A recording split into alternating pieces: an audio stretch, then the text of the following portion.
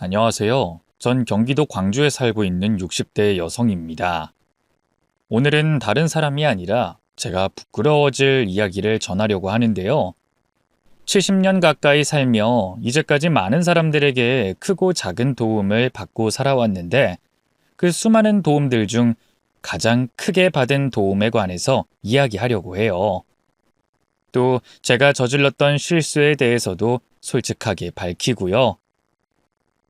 제 얼굴에 침 뱉는 이야기를 왜 하냐고 생각하실 텐데, 이렇게 하는 게 제가 저질렀던 일에 대한 반성이고 또 감사한 마음을 다시 한번 더 새기게 되는 일이라 용기를 내게 됐습니다. 그럼 제 이야기를 하기 위해서 제 결혼 생활부터 설명해 볼게요. 전 연애로 만난 남편과 결혼해 아이 셋을 낳고 다복한 가정을 꾸리고 있었습니다. 원단 장사를 하던 남편은 경제적인 수입이 안정적이었기 때문에 전 가정주부로 지내면서 아이 셋과 남편을 챙기는데 하루 종일 시간을 보냈죠.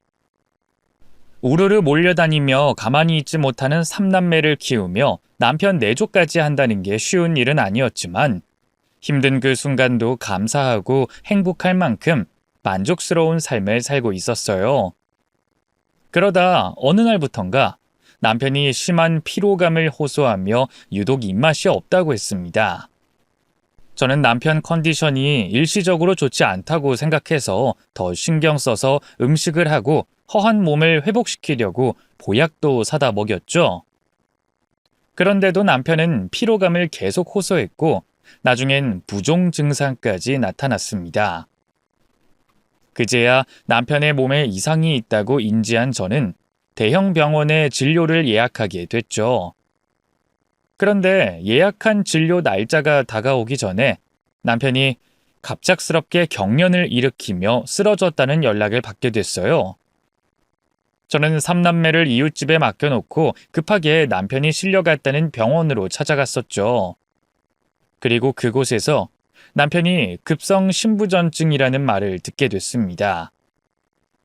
다행히 위급한 상황은 아니었지만 빨리 치료받고 관리를 하지 않으면 사망까지 이를 수 있다고 했어요. 의사 선생님 입에서 남편이 죽을 수도 있다는 말을 듣게 되자 세상이 무너지는 것만 같았습니다. 남편이 아프게 된 일이 모두 다 저 때문인 것만 같았어요. 제가 남편 내조를 잘 하지 못해 아픈 거라고 생각됐죠. 그래서 병원을 갔다 와서는 남편 치료에만 매달려 지냈습니다. 이후 남편은 수액과 투석 치료를 받으면서 병원 치료 가이드를 따랐지만 중간중간 받는 병원 검사는 남편의 신장이 점점 안 좋아져 간다는 결과값만 나와 있었죠. 그러다 나중에는 이식 수술밖에 답이 없는 상황에 놓이게 됐습니다. 당연히 가족들 모두 나서서 이식 수술을 하려고 자원했지만 그땐 공여자의 조건이 까다로웠어요. 수술 부작용의 우려 때문에 부적합한 경우가 많았죠. 혼자서 남편을 키우셨던 어머님께서는 나이가 너무 많아 공여자 자격이 안 되셨고 저는 혈액형 때문에 불가능했습니다. 그리고 아이들은 나이가 너무 어렸죠. 남편은 외동이었기 때문에 더 이상 가족 안에서는 공여자를 찾을 수가 없어 친척분들에게 도움을 요청하게 됐어요. 하지만 도와주겠다고 나선 친척분들은 이식수술 공여자 자격에 맞지 않았고 다른 분들은 자신들 건강을 염려해 검사받는 것도 거절하셨죠. 그러던 그때 자신의 신장을 떼어주겠다는 은인이 나타났습니다. 그것도 공여자 검사 결과 자격도 맞았던 사람이었죠. 남편의 고향 친구였는데요. 비록 사는 곳이 떨어져 자주 보지 못했지만 남편과는 둘도 없는 친구 사이였던 철민 씨였습니다. 철민 씨는 이식 수술이 가능하다는 검사 결과에 조금의 망설임도 없이 바로 수술하겠다고 말해왔어요. 남편에게 맞는 이식 대상자만 기다리고 있던 저희로서는 너무 감사하고 고마운 일이었죠. 그런데 마냥 좋아할 수도 없었습니다. 아무래도 이식 수술이라는 게 건강한 사람을 수술대 위로 올리는 수술이다 보니 감사한 마음과 별개로 미안한 감정이 많이 들 수밖에 없었어요. 거기다 당시 철민 씨는 결혼을 앞둔 상황이라 환자의 가족으로서 더 미안했고 더 염치 없게 느껴졌습니다. 그런데 철민 씨는 물론이고 철민 씨 아내분이 될 나경 씨까지 사람 살리는 일이 먼저라며 미안해하지 말라고 해줬죠. 아이, 재수 씨, 그만 미안해하세요. 아이, 수술하고 회복하면 저도 일상생활 가능하다고 의사 선생님께서 말씀하셨잖아요. 아이, 제가 워낙 건강한 체질이라 금방 회복할 겁니다. 그리고 제 절친한 친구 녀석 목숨이 왔다 갔다 하는데 더 이상 지체할 수는 없죠. 제가 아팠다고 하면 진호 녀석도 지금의 저처럼 행동하고 말했을 거예요. 그러니까 너무 미안해하지 마시고 이제 진호 걱정도 그만하세요. 진호 수술 받고 나오면 다시 건강한 모습으로 돌아올 겁니다. 그래도 결혼까지 앞두셨는데. 정래 씨, 저희 정말 괜찮으니까 마음 편하게 가지세요. 저도 좋은 마음으로 이 사람 수술 허락한 거니까요. 그리고 이제 우리 같이 남편 건강 회복하는 데 신경 써요. 만남도 자주 갖고 연락도 자주 하면서 말이죠. 정말 고마워요. 제가 이 은혜는 잊지 않고 꼭 갚을게요. 두 사람이 우리 그 일을 또 우리 가족을 살렸어요. 정말 고마워요. 은인 같은 사람들이었어요. 만약 저였다면 쉽게 내릴 수 없는 결정인데 두 사람은 한마음 한뜻으로 제 남편을 살리려고 했죠. 두 사람의 고마운 마음 덕분인지 남편의 이식 수술은 무사히 끝났고 남편은 점차 건강을 회복해 나갔습니다. 철민 씨 역시 수술 직후에는 병원과 저희 집에서 몸을 추스른 뒤 원래 살던 고향으로 내려가 마저 몸을 회복했죠. 안색부터 좋아지는 남편을 보며 이제 더 이상의 남편 건강 걱정은 없을 거라고 생각했습니다. 그런데 이식 수술을 한 지 2년이 가까워지고 있었을 때 남편이 수술한 신장 쪽 부근에서 통증을 느꼈어요. 처음엔 수술 후 환통이라고 생각했는데 그러기엔 너무 자주 아팠어요. 이전에도 병원 가는 걸 미루다 급성 신부전증이 왔었기 때문에 이번엔 같은 실수를 하지 않으려고 병원으로 찾아갔었죠. 그런데 무슨 연유인지 수술한 신장 쪽에 큰 염증이 발견됐어요. 병원 측에서는 수술 후 경과도 좋았고 정기적으로 받는 검사 결과에서도 이상이 없었기 때문에 염증이 생긴 일에 대해 어찌된 일인지 모르겠다고 했습니다. 그건 저희 쪽도 마찬가지였죠. 수술 후 남편은 신장에 무리가 가지 않는 식단으로 새끼를 챙겨 먹었고 소화제나 비타민 같은 가벼운 약도 절대 먹지 않았습니다. 입으로 들어가는 건 무조건 병원 의사와 상담을 한 후에 결정했죠. 어쨌거나 그 이유는 알 수 없었지만 남편의 신장 수치는 위험한 수치였기 때문에 병원에 입원을 해 치료받게 됐죠. 병원에서 위험하다고 했지만 남편은 농담을 할 만큼 여유가 있었기 때문에 병원에서 관리와 치료를 받으면 나을 거라고 생각했어요. 그런데 하루하루 상태가 나빠졌던 남편은 급기야 혼수 상태에 빠지게 됐고 의식을 잃은 뒤 이틀 만에 세상을 떠나게 됐죠. 너무나도 허망하게 남편을 잃게 됐던 저는 가슴이 찢어지게 아팠습니다. 공여자 찾기 어려운 이식 수술까지 잘 마치고 건강하게 지내던 남편이 갑작스럽게 세상을 떠나니 그 현실을 믿을 수가 없었어요. 그렇다고 남편 잃은 슬픔에 빠져 있을 수도 없었죠. 제가 먹여 살려야 하는 아이가 셋이나 있었으니까요. 허망하게 세상을 떠난 남편 장례를 마친 뒤 저는 눈앞에 보이는 현실에 쫓겨 살게 됐습니다. 과거 남편의 투병 생활과 수술비, 그리고 수술 후 추가로 들었던 비용들로 인해 이미 모아뒀던 재산은 전부 다 썼었고 빚밖에 남지 않았거든요. 우선 집을 팔아 생활하는 데 필요한 돈을 만들어야 했고 그 이후론 일을 하면서 저 혼자 아이 셋을 키워나갔습니다. 안 해본 일이 없었어요. 집에서 하는 부업부터 식당, 공사장, 청소일 등등 시간이 맞고 돈이 된다면 가리지 않고 일을 했죠. 또 혼자서 바깥일과 집안일을 하느라 정신이 없던 와중에도 애들 공부에 관해서 엄청 신경 썼습니다. 제가 가장 듣기 싫었던 말이 애들 아빠가 없어서 뭐가 어쨌다는 말이었어요. 그래서 제가 가르칠 수 있는 예절 교육은 물론이고 애들 공부하는데 시간과 돈을 아끼지 않았습니다. 하지만 그렇게 지원을 해준다고 한들 다른 집 애들이 받은 지원만큼은 아니었겠죠. 그리고 제 직장과 집 계약 때문에 이사가 잦아 애들도 그 시절 그 생활이 참 많이 힘들었을 겁니다. 그래도 아이들은 곧고 바르게 자라줬고 힘든 엄마를 생각해 자기들 앞길을 알아서 잘 찾아줬죠. 또 첫째와 둘째 모두 자신들은 고생하더라도 막내 동생만큼은 고생 없이 많은 지원 속에서 자라길 바랬죠. 그래서 첫째와 둘째가 돈을 벌기 시작했을 때부터 동생 뒷바라지를 해줬어요. 덕분에 막내 미연이는 유학까지 다녀와 외국계 회사에 다니며 가족들 바람대로 생활하고 있었죠. 첫째, 둘째는 시집과 장가를 갔었고 막내 역시 어디다 둬도 빠지지 않은 사람이 되어 있었기에 이제 저만 아이들에게 피해를 주지 않게 제 몸 관리 하나만 잘 관리하면 된다고 생각했습니다. 그때부터 애들 걱정은 한시름 놓고 지내고 있었죠. 그런데 제 가슴이 한 번 더 철렁하는 순간이 찾아왔습니다. 아는 지인을 만난 뒤에 집으로 돌아가는 중이었는데 거리에 서서 무엇인가 골똘히 생각하고 있던 막내딸을 보게 된 거예요. 반가운 마음에 딸에게 다가가려고 했는데 딸이 발걸음을 돌려 어디론가 들어가고 있었습니다. 바로 뒤에 있던 대학병원이었죠. 딸이 대학병원엔 무슨 일로 찾아간 건지 궁금했어요. 과거 남편 일 때문에 병원과 조금이라도 관련된 일이 있으면 불안할 수밖에 없었거든요. 딸을 돌려세워 무슨 일로 병원에 왔는지 물으려고 했지만 딸아이는 병원 로비에서 나오는 사람들 사이로 사라진 뒤였습니다. 그래서 곧장 휴대폰을 꺼내 막내딸에게 전화를 걸었죠. 응, 엄마, 무슨 일이야? 미연아, 너 지금 어디니?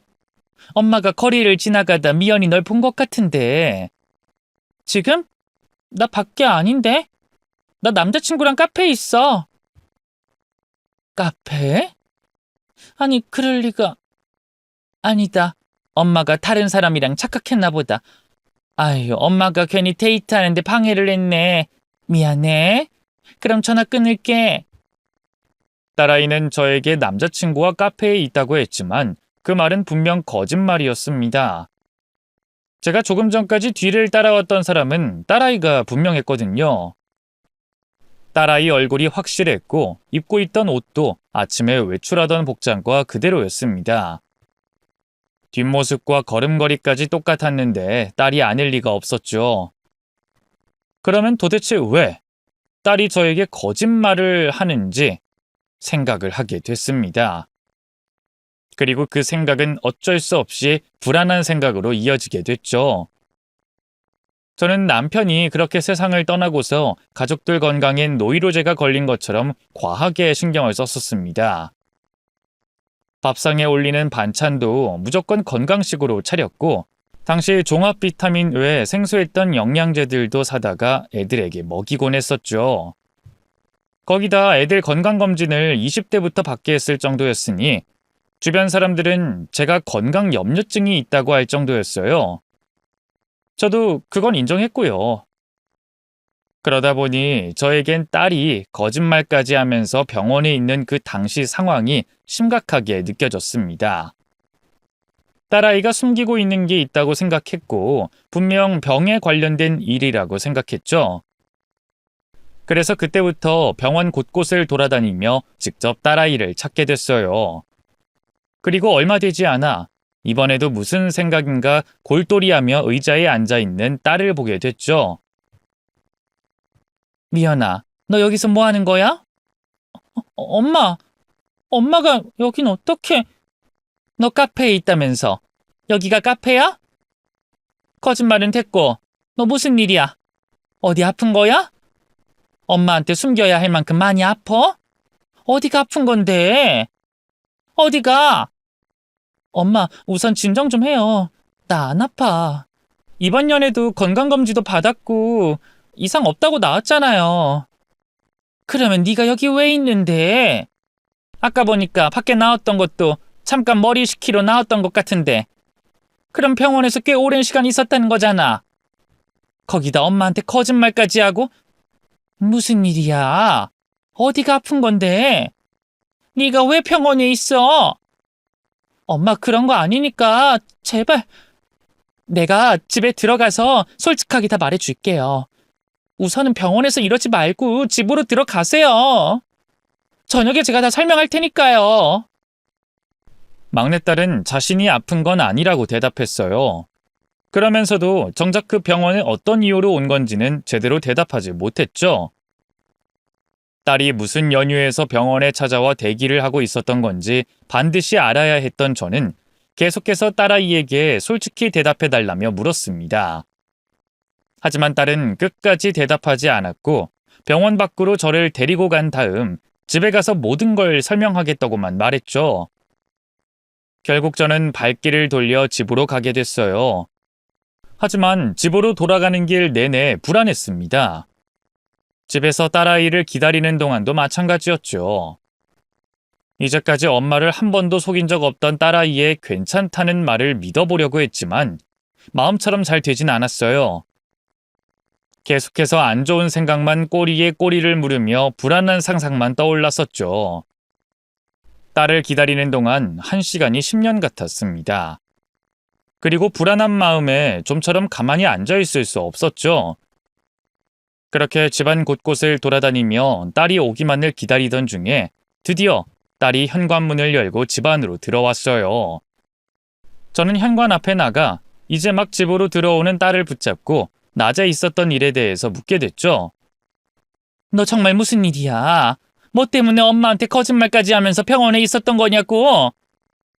엄마, 앉아서 이야기해요. 어머, 어떡해.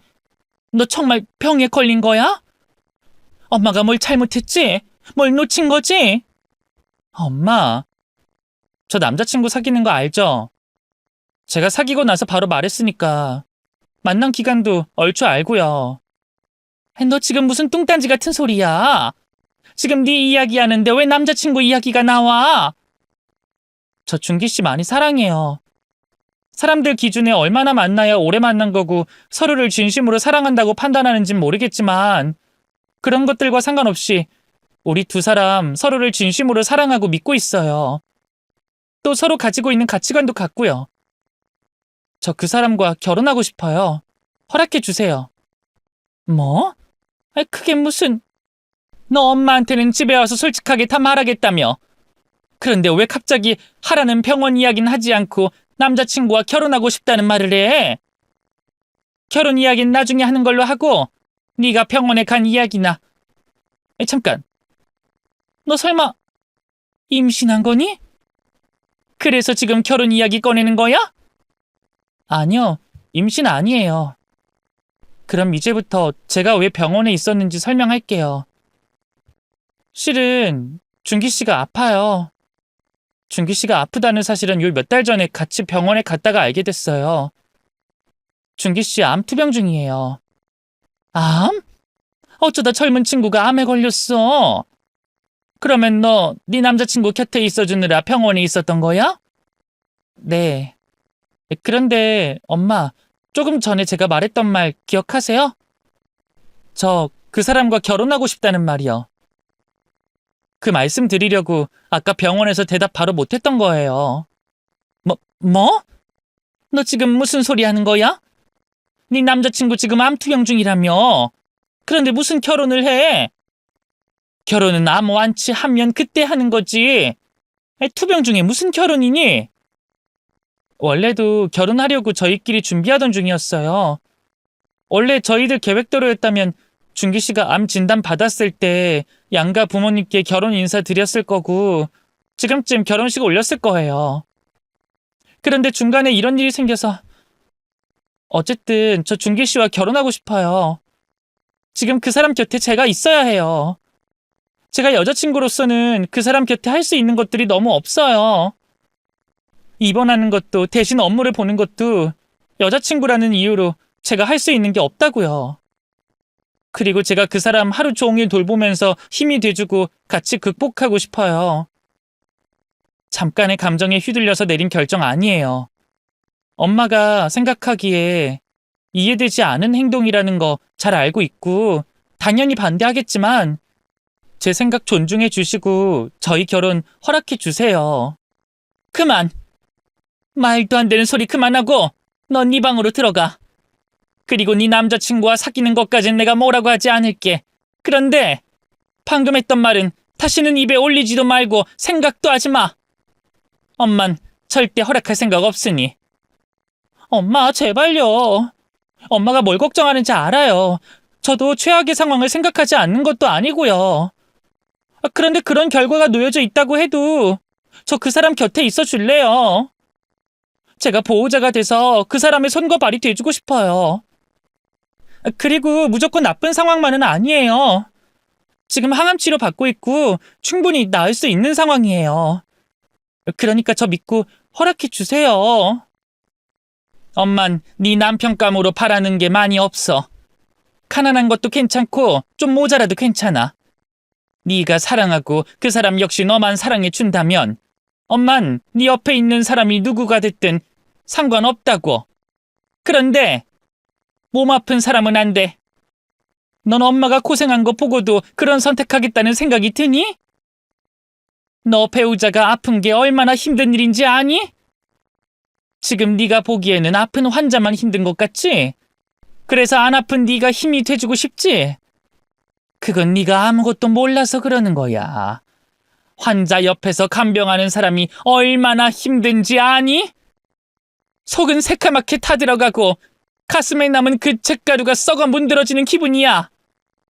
그래도 어떻게든 웃으려고 노력해. 웃는 게 아니지만 아픈 환자 앞에서 울상하고 있을 순 없으니까. 나보다 더 힘든 사람 앞에서 내 몸이 부서질 것 같다고 투정 부릴 수 없으니까. 그래, 그렇게 희생해서 그 사람이 나으면 다행이지. 그런데 그게 네 노력과 희생만으로, 환자의 의지만으로 될 것 같아? 아무리 좋은 의사를 만나고 아무리 좋은 치료를 받아도 어떤 병을 나을 수 있는 확률은 50대 50이야. 반반이라고 하니까 확률이 높아 보여. 엄마가 말한 반반은 이렇게 모든 조건이 환자에게 맞춰졌을 때도 반반이라는 소리야. 그런데 그런 상황이 가능할 것 같아? 너도 네 남자친구 항암 치료하는데 따라다녔다니까 알 거 아니야. 네 남자친구 처음 항암 치료 받았을 때처럼 치료 몇 번 한 뒤에도 웃으면서 괜찮다고 하든? 아니지? 처음 치료 받았을 때와 다르지? 그런데 나중엔 어떻게 될 것 같아? 환자도 보호자도 하루에 수십 번 감정이 변해. 사람이라 그럴 수밖에 없다고. 미연아, 너 지금 네 남자친구 병을 빨리 알아차리지 못했다는 죄책감 때문에 또는 네 남자친구와 결혼 안 하겠다는 선을 그으면 네가 나쁜 년이 되는 것 같아서 잘못된 판단을 내리는 거야. 그러니까 결혼 이야기는 없던 이야기로 하고 너는 여자친구로서 네 역할 하면서 남자친구 만나. 그 집 부모 형제도 있을 텐데 왜 네가 사서 고생하려고 그래? 엄마가 어떻게 살아왔는지 알고 다 봤으면서. 남편을 병으로 잃었던 저에겐 도저히 허락할 수도 이해할 수도 없는 딸의 부탁이었습니다. 당연히 딸에게 결혼을 반대하고 절대 있을 수 없는 일이라고 못을 박았죠. 하지만 막내딸은 끈질기게 자신이 결혼해야 하는 이유를 설명하며 저를 설득하려 했습니다. 감정의 흔들림으로 내린 결정이 아니라며 절대 후회하지 않을 자신이 있다고 제게 말해왔죠. 소용없는 말과 행동이었어요. 저는 딸이 무슨 말을 하든 들을 생각이 없었으니까요. 그런데 어찌된 영문인지 첫째와 둘째까지 막내 동생의 편에 서서 저를 설득하기 시작했습니다. 아이들의 말도 안 되는 행동에 화도 내고 만남도 끊고 울면서 부탁까지 해봤습니다만 아픈 남자친구와 결혼하겠다는 막내딸의 고집을 꺾을 수가 없었죠. 고집을 꺾지 않을 것 같은 막내딸과 동생이 선택한 결정을 이해해주자는 아이들을 보며 이대로 반대만 하고 있으면 안 되겠다는 생각이 들었습니다. 딸이 마음을 바꾸지 않는다면 딸의 남자친구가 결혼의 뜻을 접게 하면 된다고 생각했어요. 아픈 사람에게 그렇게까지 하고 싶지는 않았지만 저로서도 다른 방법이 없다고 생각했죠. 결국 막내딸의 남자친구를 만나게 됐습니다. 미연이 남자친구는 저를 보자마자 죄송하다는 말을 먼저 했어요. 그리고 제가 무슨 일로 만나자고 한 건지 눈치를 챈 모습이었죠. 어머님, 심력 끼쳐 죄송합니다. 내 얼굴 보자마자 죄송하다는 걸 보니까 내가 왜 불렀는지 아나 봐요? 그럼 나도 빙 둘러 이야기하지 않을게요. 나 두 사람 사귀는 걸로는 뭐라고 하고 싶지 않아요. 근데 결혼은 절대 안 되겠어요. 미안하지만 이게 정상적인 행동은 아니잖아요. 자신들 결정에 어떤 결과가 있을 거라는 걸 충분히 예상하는 성인들이 서로에게 또 가족들에게 상처가 될 선택을 하면 안 되죠. 그리고 미연이한테 들었을지 모르겠지만 내가 겪은 일 때문에 더더욱 두 사람의 결혼을 허락 못합니다. 그러니까 몸 다 낫고 그때 결혼 허락 받으러 와요. 어머님, 무슨 말씀인지 충분히 알겠습니다. 사실 저도 미연이가 결혼하자는 걸 처음엔 거절했어요. 다른 사람의 도움이 필요한 지금의 제가 미연이를 고생시키는 건 못할 짓이라고 생각해서요. 그런데 미연이 뜻이 너무 확고해서 제가 어쩔 수 없었습니다. 그리고 저도 항암 치료하면서 미연이가 제 곁에 있어줬으면 좋겠다는 생각을 했어요.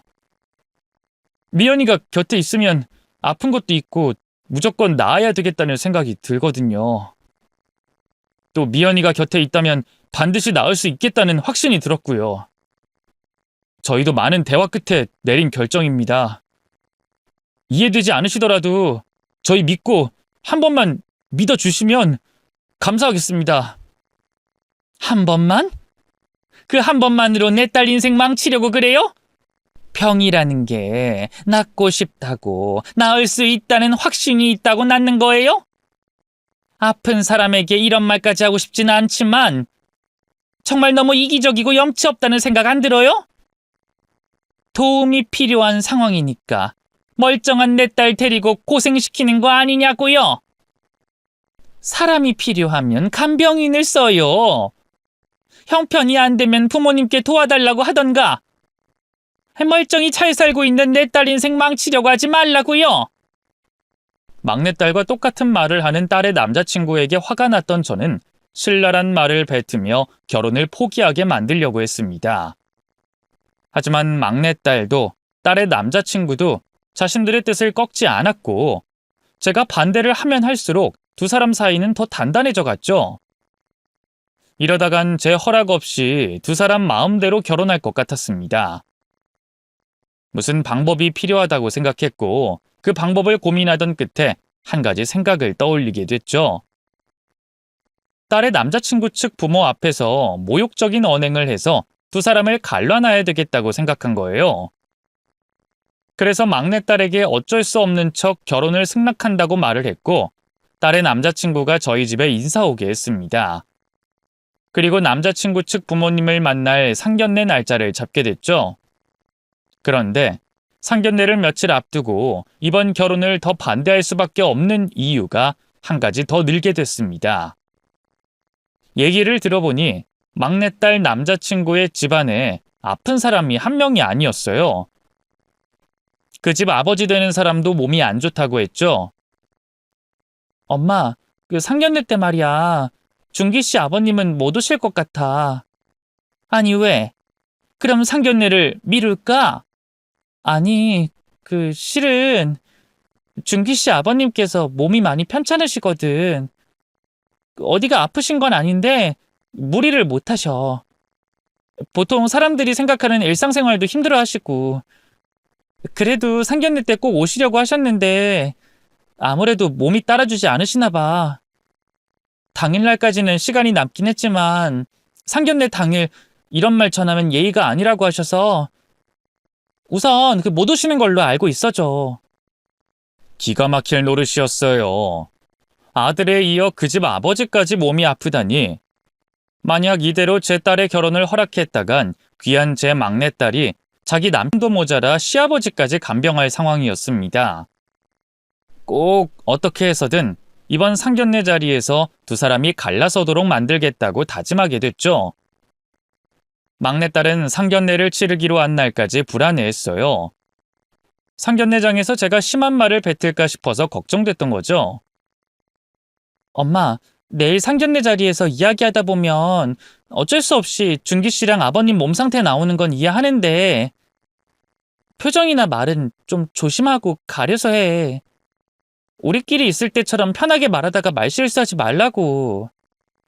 결혼 허락까지 하고 상견례 자리까지 하는 마당에 엄마가 왜 그 자리 분위기를 망치려고 하겠어? 물론 아직도 그 집 상황이 내 마음에 들진 않지만 내가 어쩌겠냐. 그쪽 집안에서 반대하지 않으면 이 결혼 엎어질 것 같지도 않은데. 그렇게 딸을 안심시켜 놓고 내일 상견례 자리에 나온 상대 측 엄마에게 어떤 식으로 모욕감을 줘야 할지, 어떻게 행동해야 상대 측에서도 이 결혼을 반대할지 고민하며 밤을 보냈습니다. 그리고 다음 날 다시 한번 마음을 다잡으며 두 사람을 떼어놓기 위한 상견례 자리로 나가게 됐죠. 딸의 남자친구와 그의 엄마는 저희보다 먼저 상견례 자리에 도착해 있었습니다. 저희 가족도 약속 시간보다 일찍 도착했는데 말이죠.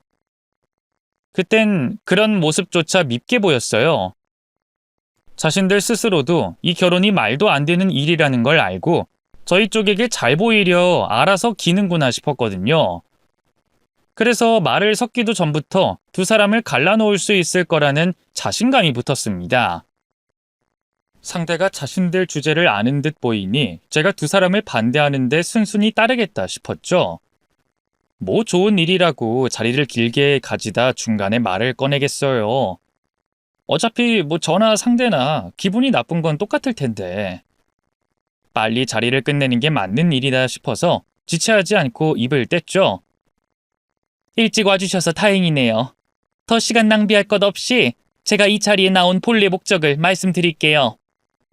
서로 자식 키우는 입장에서 제가 하는 말 이해해 주시리라 생각합니다. 솔직히 이 결혼 인정 못합니다. 애들 결혼 허락하고 이 자리까지 나온 이유는 애들이 워낙 고집을 피우길래 이 자리에 나와서 준기 어머님께 이 결혼 반대해달라고 없던 일로 하자고 나온 거예요. 원래는 제가 더 심한 말 하려고 했습니다만 보아하니 준기 어머님께서도 이 결혼이 얼마나 턱도 없는 일인지 알고 계시는 얼굴이라 이 정도로 얘기하는 거예요. 아시죠? 이 결혼에 문제가 되는 부분을. 저희도 남들 앞에서 자랑할 만한 집안은 아니라는 거 압니다. 그런데 어떻게 암 환자를 사위로 맡겠습니까? 거기다 바깥분께서도 몸이 안 좋아서 집에 계신다면서요. 그런 집에 어떻게 제 딸을 시집 보낼 수 있겠어요? 저도 제 남편 투병 생활하는 거 다 보고 간병하다 그 사람 떠나보냈기 때문에 환자 가족의 삶을 누구보다 잘 알아요. 그래서 다른 건 몰라도 아픈 사람이 둘이나 있는 집에는 보내질 못하겠네요. 저 혼자로는 애들 떼어놓는데 불가능하니 준기 어머님께서도 좀 말려주세요. 엄마, 지금 무슨 소리 하는 거야? 여기서 왜 이래? 제가 갑자기 쏟아내는 말에 놀란 딸은 왜 이러는 거냐며 난리였고 딸의 남자친구는 고개를 푹 숙인 채 그 상황을 받아들이기 힘들어했습니다. 두 사람의 반응을 보며 저도 기분이 좋을 순 없었어요. 하필 과거 내 남편에게 있었던 일 때문에 딸의 남자친구 쪽 집안 상황이 그러해서 벌어질 수밖에 없었던 당시 그 상황이 저도 안타까웠죠. 하지만 저는 엄마였기 때문에 제 딸에게 가장 행복한 미래를 만들어줘야 했습니다. 그래서 어쩔 수 없었죠. 두 사람의 얼굴을 확인한 저는 제 말에 대한 대답을 듣기 위해 딸 남자친구의 어머니를 쳐다봤어요. 남자친구 어머니 역시 너무 놀랐는지 저를 빤히 쳐다보고 있었죠. 그런데 쳐다보는 모습이 좀 이상했습니다. 화가 난 얼굴도 너무 놀라 넋이 나간 표정도 아니었어요. 계속 제 얼굴을 쳐다보면서 무엇인가 확인하는 듯 보였죠. 그러다 제가 한 말과 상관없는 말을 해왔어요. 우리 어디서 본 적이 있죠? 당신 설마... 네? 무슨 말씀하시는 거예요? 방금 전에 남편분이 투병 생활 하셨다고 했죠? 혹시 신부전증이 아니었어요? 이식 수술도 받았고... 네, 그걸 어떻게 아세요? 맞네. 나 모르겠어요? 우리 본 적 있는데. 왜, 나 김철민 씨 아내 되는 사람이에요. 우리 남편들 수술하기 전에 그리고 수술 후에도 봤던 거 기억 안 나요? 어머, 철민 씨 아내분? 나경 씨? 나경 씨 맞죠? 네, 맞아요. 우리 어떻게 이런 자리에서 만나요? 어머, 이게 정말 무슨 일이야? 믿을 수 없게도 제 앞에 있던 사람은 제 남편에게 신장을 이식해줬던 철민 씨 아내분이었어요. 남편이 허망하게 죽은 뒤 새 남매 키우느라 정신이 없어 마음을 표현하지 못했지만 큰 결정을 해줬던 철민 씨와 나경 씨에게 감사한 마음을 가지고 살았었습니다. 이식 수술을 하고서도 결국 남편은 세상을 떠났지만 제게 남편과 같이 있을 시간을 더 만들어준 두 사람에게 정말 고마웠어요. 그런데 사는 게 바쁘다는 핑계로 갚지 못할 은혜를 빚진 두 사람에게 연락 한 번 하지 못했었습니다. 그런데 그 고마운 은인을 그 자리에서 만나게 된 거예요. 과거 남편을 도와줬던 일로 또다시 감사했고 너무 반가웠는데 그것도 잠시였습니다. 방금 제가 한 말들이 떠올라서 앞에 있는 나경 씨 얼굴을 똑바로 쳐다볼 수가 없겠더라고요. 내 은인에게 가슴에 상처가 될 말을 했다고 생각하니 눈앞이 아찔했고 그 말을 뱉은 입을 꿰매고 싶었습니다. 할 수만 있다면 시간을 되돌리고 싶었죠. 그래서 달아오르는 고개를 숙인 채 죄송하다는 말만 하고 있었어요. 죄송합니다, 나경 씨. 제가 저희 남편 은인분께 그런 말을 해서는 안 되는데 정말 죄송합니다. 아유, 왜 이러세요? 이러지 마세요. 우리가 얼마 만에 만나는데 고개를 숙이세요. 애들 이야기는 나중에 하는 걸로 하고 여기 제 전화 좀 받아보세요. 진호 씨 가족들 소식을 애타게 기다리던 사람이에요. 미안한 마음에 어쩔 줄 몰라 하는 제게 나경 씨는 자신의 휴대폰을 쥐어줬습니다. 그땐 정신이 없어서 휴대폰 너머 수화기를 쥐고 있는 사람이 누구일지 생각할 수가 없었어요. 나경 씨가 통화를 하라고 하니 누구인지, 왜 통화를 하는지 모르고 손에 쥐어진 휴대폰을 받아 통화를 이어갔죠. 여보세요? 재수씨. 재수씨 맞으세요? 저 김철민입니다. 진호 고향 친구 김철민이요. 저 기억하시겠어요? 아니, 아내가 그 재수씨 만나서 전화를 바꿔주길래 이게 무슨 일인가 했는데 정말 재수씨가 맞았네요. 철민씨, 죄송해요. 제가 진작에 찾아가 뵀어야 했는데 그 큰 빚을 지고 이제까지 연락 한 번 하지 못해서 정말 죄송합니다. 그리고 제가 아내분과 아드님께 돌이킬 수 없는 큰 실수를 저지르고 말았어요. 변명할 것 없이 제 잘못입니다. 제가 이기적이라 심보가 못돼서 하지 말았어야 할 실수를 크게 했네요. 그것도 제 남편 생명의 은인께 정말 죄송합니다. 제가 무릎 꿇고 사죄드리겠습니다. 재수씨 무슨 말씀이세요? 실수라뇨? 그리고 저희 사이에 이해 못할 실수가 어디 있다 그러세요? 그나저나 재수씨, 저야말로 죄송합니다. 진호 그놈 마지막 가는 길 지켜주지 못해서 죄송해요. 저도 마음은 꼭 가고 싶었는데 이 상황이 좋지 못해서. 진호 그 녀석 제가 배웅해줬어야 했는데. 철민 씨가 남편 이야기를 하며 흐느끼자 저도 눈물이 터지고 말았습니다. 안 그래도 철민 씨 가족에게 미안해 눈물이 그렁그렁한 상태였는데 죽은 남편 이야기를 꺼내며 미안해하는 철민 씨 말을 듣게 되자 눈물이 터졌던 거죠. 그렇게 울고 있는 저를 나경 씨가 진정시켜줬고 어느 정도 마음이 진정됐을 때 수화기 넘어 철민 씨에게 이제까지 제가 몰랐던 그간의 이야기를 듣게 됐어요.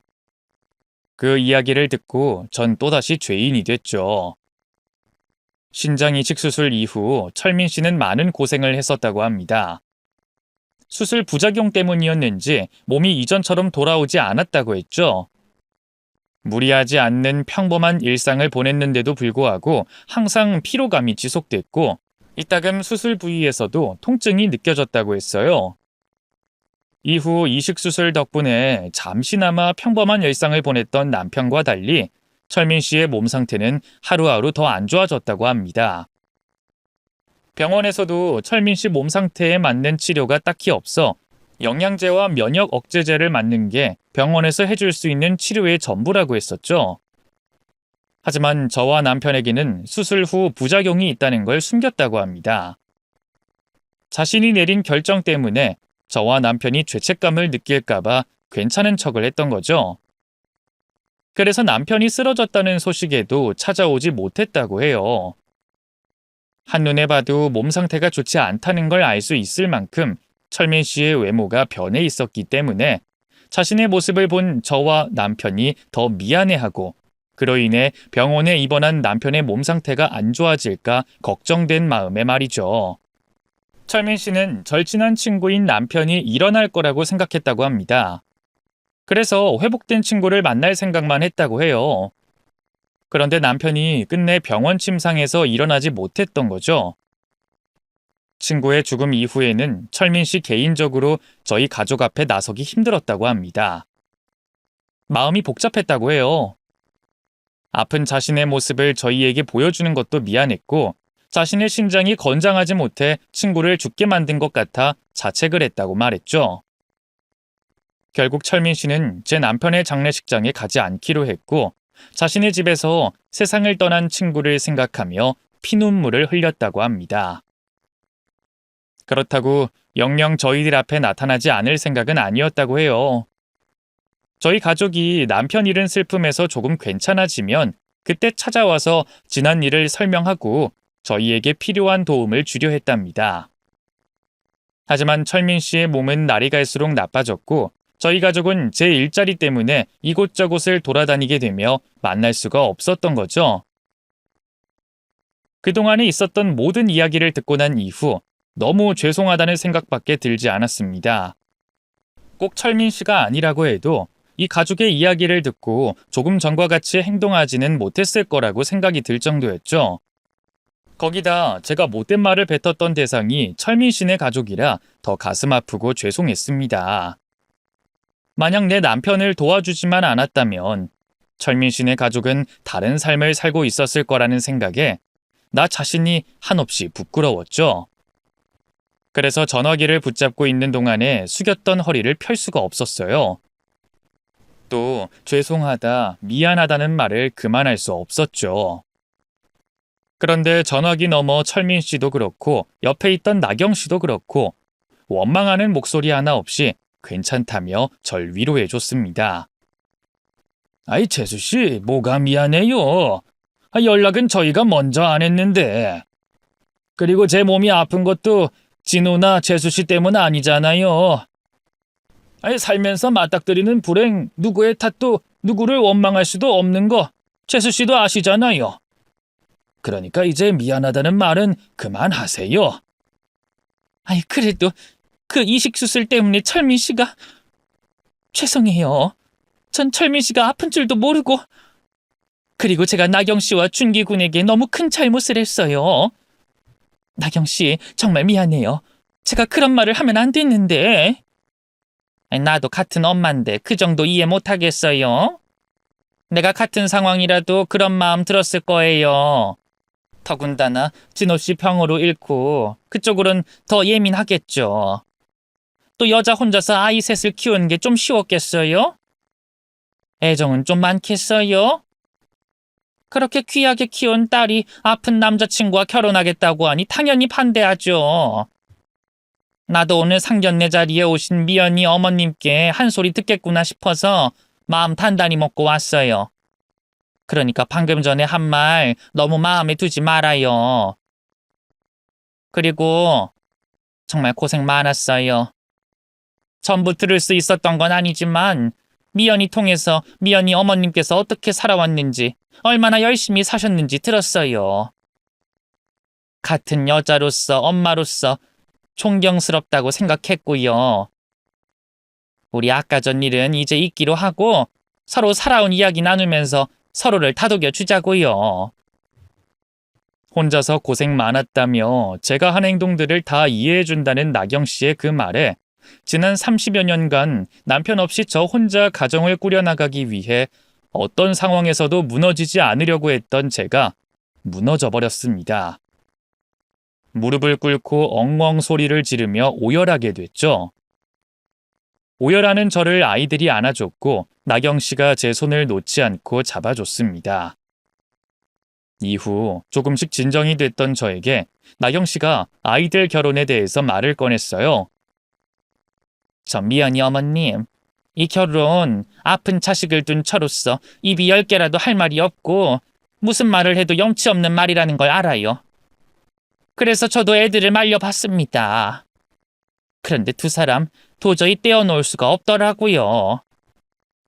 이 아이들 우리가 반대한다고 말린다고 서로를 포기할 아이들 아니에요. 그러면 두 사람 마음이라도 편하게 후회하지 않게 해주는 게 우리 몫이 아닐까요? 그리고 준기가 약속하더라고요. 미연이를 위해서, 미연이 어머님을 위해서 꼭 암을 이겨보겠다고. 준기가 제 아들이라서가 아니라 준기는 자기가 뱉은 말은 꼭 지키는 믿음직한 아이입니다. 그래서 전 준기를 믿어보려고요. 또 준기뿐만 아니라 두 사람을 믿고 이 결혼 허락하는 거예요. 그러니 미연이 어머님께서도 조금만 더 아이들을 믿고 아이들 입장에서 생각해 주시길 바랄게요. 물론 허락해달라 강요하는 건 아니에요. 어떤 결정을 하시든 미연이 어머님 선택을 존중할 겁니다. 나경 씨의 그 말을 듣고 난 뒤 잠시 혼자 생각하는 시간을 가졌던 저는 미연이와 준기를 쳐다봤습니다. 그리고 두 사람에게 물었죠. 너희 나와 준기 어머님께서 반대해도 끝끝내 결혼할 거니? 죄송하지만 저희 어떤 일이 있어도 헤어지지 않을 거예요. 그럼 미연이 너 앞으로 무슨 일 있어도 준기 옆에 있을 자신 있어? 네. 준기 군은 어머님께 한 말 지킬 수 있겠어요? 미연이를 위해서 나를 위해서 낳겠다는 말이요. 네, 반드시 낳을 겁니다. 낳아서 좋은 남편, 좋은 아들, 좋은 사위가 되겠습니다. 내 딸 지켜줄 수 있을 만큼 건강해질 수 있다는 거죠? 네. 미연이, 내가 그리고 언니 오빠가 정말 관심 많이 쏟았고 뭐든 다 해주려고 했지만 채워주지 못한 게 많아요. 그 결핍된 부분 준기군이 옆에서 우리들 대신 채워줘요. 그건 준기군만 채워줄 수 있는 것 같으니. 아까 그리고 이제까지 내가 준기군에게 못되게 굴었던 거 사과할게요. 미안해요. 그리고 우리 딸 부탁할게요.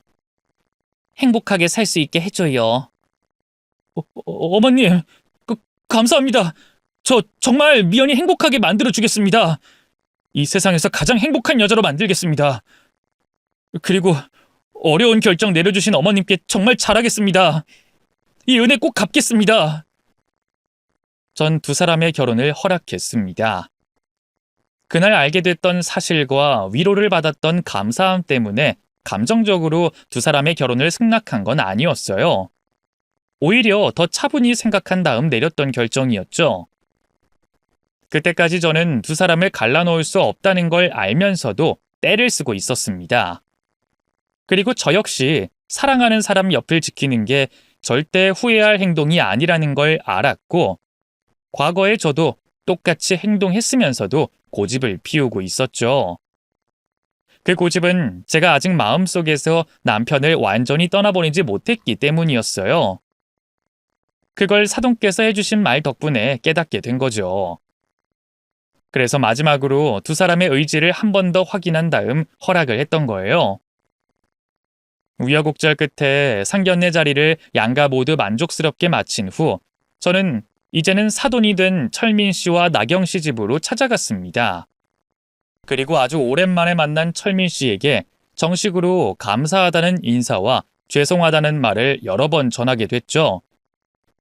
철민 씨는 마치 친구인 제 남편을 맞이해 주듯이 절 반겨줬고 우리는 서로가 살아온 이야기를 나누며 이제까지 못 나눴던 회포를 풀었습니다. 이후 양가 가족들 모두 자연스럽게 어울리게 됐고 미연이와 준기는 양가 가족의 축복 속에 결혼식을 올리게 됐죠. 미연이와 준기가 결혼하고 난 뒤에는 제가 할 일이 한 가지 더 늘게 됐어요. 사위 준기가 암 치료를 받을 때마다 쫓아다녔던 거죠. 미연이도 말렸고 사돈께서도 말렸지만 여유가 있을 때마다 준기를 돌보겠다며 제가 고집을 부렸습니다. 그건 제 남편이 사돈께 받은 도움과 제가 저질렀던 실수를 만회하고 보답하고자 한 행동이었습니다. 또 제 딸아이의 행복을 위한 행동이기도 했죠.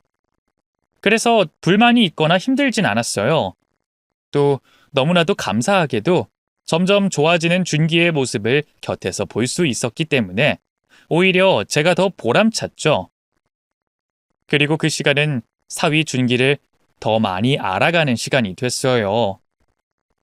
무조건 결혼을 반대하느라 보지 않으려고 했던 준기의 모습은 제가 생각했던 것보다 더 듬직했고 더 사랑스러운 아이였습니다. 이런 사위를 제 아집 때문에 놓칠 뻔했다고 생각하니 어쩌려고 그렇게 무식한 행동을 했었나 후회가 들 정도였죠. 그 힘든 항암 치료를 하면서 준기는 가족들 누구에게도 짜증 한 번 내지 않았고 스스로에게도 항상 웃음을 보이며 힘든 시간을 잘 견뎌줬습니다. 그리고 결국 자신이 약속했던 것처럼 암 완치 판정을 받았어요. 단순히 항암 치료를 마친 게 아니라 치료를 마친 후 5년이 지난 뒤에도 이상이 없어 완전한 암 완치 판정을 받았던 거죠.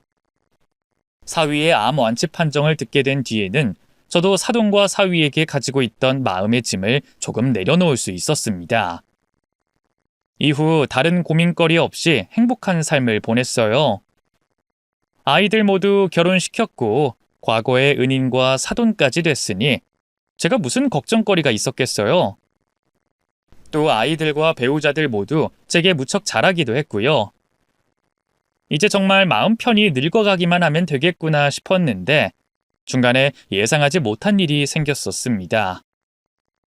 고민거리 없다고 저 스스로 몸 관리하는데 안일했던 건지 제가 비알코올성 간경화 말기라는 청천벽력 같은 소리를 듣게 된 거예요. 전 곧바로 병원에 입원하게 됐고 간이식을 하기 위해 공여자를 찾게 됐죠.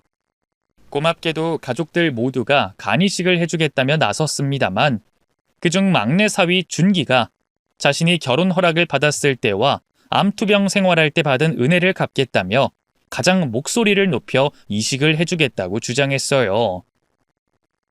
요즘은 공여자와 수혜자 사이에 큰 제약이 없어 누구나 가능한 상황인데도 말이죠. 오히려 제가 거절을 하려고 했습니다. 사돈이 남편에게 이식을 해줬던 일도 있었고 암투병으로 고생했던 사위를 또다시 병원 침대에 눕히기 싫었거든요. 그래서 거절하려고 했는데 자신이 꼭 해주고 싶다고 고집을 부리더군요. 다른 가족들은 몰라도 막내딸과 사위의 고집은 저번 일로 잘 알고 있었습니다. 제가 고집을 부려봤자 두 사람 고집은 못 꺾는다는 걸 알고 있었기 때문에 신랑이라도 덜하고자 감사하게 받기로 했어요. 물론 제 자식 같은 사위의 간을 곧 죽어도 여한이 없을 제가 받는다는 게 꺼려지고 미안했지만 아이들의 뜻이 같았고 사돈 역시 허락을 해줬기 때문에 다른 생각은 하지 않기로 했죠. 그렇게 지금은 사위 덕분에 얻게 된 건강을 잘 관리하며 지내고 있습니다. 사위 준기 역시도 다행히 건강하게 지내고 있고요. 과거 제 잘못된 판단과 아집으로 준기를 못 믿어하고 미워했지만 이제 준기는 저에게는 생명의 은인이자 제가 가장 사랑하는 제 자식입니다. 또 준기 덕분에 다시 만나게 된 제 남편의 은인, 사돈들께도 항상 감사하다는 말을 전하는 걸 입에 달고 지내고 있어요. 앞으로 가족들 모두를 공평하게 사랑하며 지내겠지만 이 세 사람과는 더 특별한 관계로 지내지 않을까 싶네요. 제 목숨 다하는 날까지 감사해 하면서 말이죠. 여기까지가 제 인생을 180도로 바꿔놓은 이야기였고요. 이제부턴 반전 없는 힘들지 않은 평탄한 그리고 행복한 제 삶을 살아갈 겁니다. 제 사연 채택해 주셔서 감사하고요. 전 이만 인사드리고 물러나겠습니다. 감상해 주셔서 감사드리고 다들 안녕히 계세요.